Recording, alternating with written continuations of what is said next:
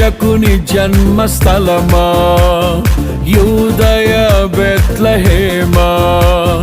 రక్షకుని జన్మస్థలమా, యూదయ బెత్లెహేమా. ఆరాధనలకు ఆరంభమా, హృదయార్పణలకు నివాసమా.